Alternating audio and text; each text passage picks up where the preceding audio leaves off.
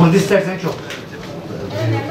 Öbürüne işçilik biraz fiyatı yüksek çekiyorlar. Onun için diyorum. Demek bir yazı var mesela. Ha?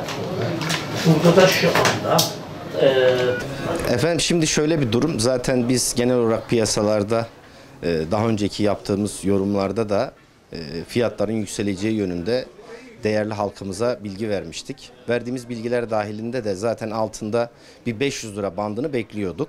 Nitekim o bantta hareket ederken altın Merkez Bankası yardımcılarının, başkan yardımcılarının görevden alınmasını piyasa ters tepki olarak karşılayarak şu andaki yükselişin sebebi olarak onu görüyoruz. Şu anda da fiyat 530 lira bandında, 24 ayar bazında. Bu fiyatların tabi burada tutunup tutulmaması anlamında şu andaki yorumlar çok erken olabilir ama ani yükselişlerde genelde tekrar bir geri kayıp yapar. Bu sebeple burada bir satım pozisyonu düşünülebilir.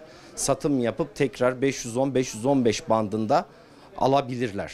Böyle bir durumu yakalayabilirler. Ama yıl sonu bandında uzun vadeli yatırımcılara yine altınlarını bozmamalarını öneriyoruz. Çünkü yıl sonundaki fikirlerde bir değişiklik yok. Bilakis üzerine eklemeler var.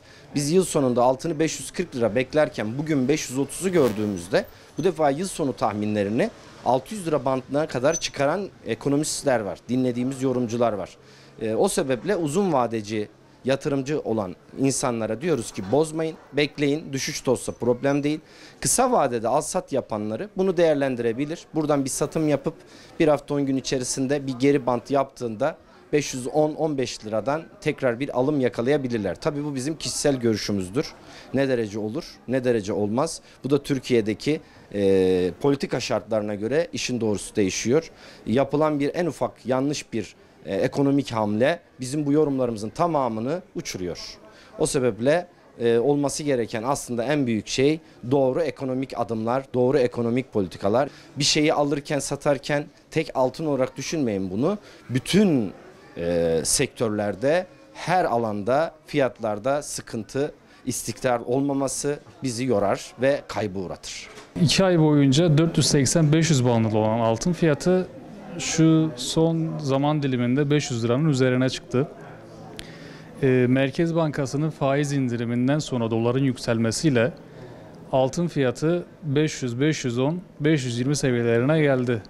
Bugün itibariyle altın has fiyatı 24 ayar fiyatı 527 lira. Tam altın satış fiyatımız 3465, yarım altın 1732, çeyrek altın da 866 liradan işlem görüyor şu an itibariyle. Bu fiyatların daha da yükseleceğini düşünüyoruz. Onsa bağlı olarak bir artım gerçekleşebilir. Altın uzun vade için en iyi yatırım aracı. Bu fiyatlarda gene insanları kimseye yanıltmadı ve kazandırdı. Geçen sene 510 liraya altın alan bir insan şu anda 525 liradan altınını bozdurarak kar elde etmiş durumda. altın yükselmesi devam edeceğini tahmin ediyoruz biz esnaf olarak. Çünkü bir yıldan beri yatan bir altın fiyatı var. Altın 540'ı görmüştü bildiğiniz gibi. Gördüğü noktayı hiçbir dönemde unutmayan altın fiyatları bence şu anda ilk hedef 540, ondan sonra daha ileriki fiyatlara doğru gideceğini tahmin ediyoruz. Sene sonu itibariyle yükselişin her dönemde olduğu gibi sene sonunda altın fiyatlarındaki bir tırmanış olur. Bir de tabii bize eğer nasıl etkiledi diyorsanız halkımız bu tırmanışı gördüğü zaman altına bir talep olayında artış gözlemliyoruz. Alım satımdan normal, yani o kadar aşırı bir yoğunluğumuz olmamakla beraber insanlarımız altına talebi devam etmektedir. Altın her dönemin en güvenli limanı olduğu için şu anda da bu devrimizde, bu zamanımızda en güvenli liman olarak benim tavsiye edeceğim tek nokta altındır. İnsanların talebi o yüzden altına hiçbir dönemde ve zamanda bitmez. Her dönemde ben altına yatırım yapın derim. Yükselen altın düşse bile hafif bir gelir, yine bilin ki o görmüş olduğu noktayı unutmaz, unutmadığı noktayı bulur, gelir ve geçer. Altının dünya piyasalarında biraz daha artacağı beklenebilir. Çünkü dünyadaki her ülkede olumsuz şartlar var. Bu şartlar da en güvenli limanın altın olduğunu tetikliyor. Bu yüzden altın fiyatları yükseliyor. Alabilirler, alsınlar yani. Ama elindeki altınları bozdurmasınlar yani. Çünkü altın yükseliyor. Yani yükselişin ne zamana kadar süreceğini bilmiyorum.